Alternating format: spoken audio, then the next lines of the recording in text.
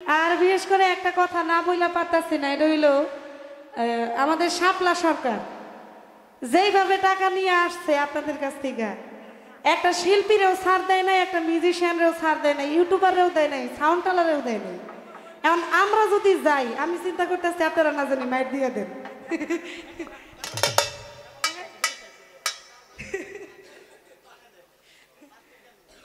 আর বড় কথা, উনি একটু দূর থেকে আইসে, সেই জামালপুর থেকে, মানে আমার বাবার বাড়ি যে শেরপুর তার পার্শ্ববর্তী জেলা আর কি।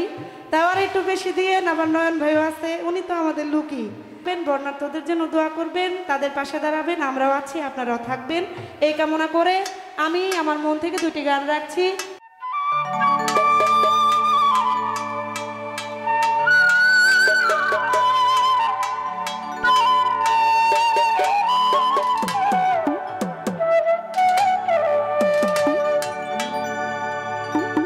ওই আমার জীবন তুমি ফাঁকি দিয়া কই যাইবারে, হয় না ওরে বানাই আছে মাটির আদর, বানাই আছে মাটির আদর যত্ন করিয়া রে, জীবন তুমি ফাঁকি দিয়া কই যাইবারে, জীবন তুমি ফাঁকি দিয়া কই যাইবারে, বানাই আছে মাটির আদর, বানাই আছে মাটির আদর যত্ন করিয়া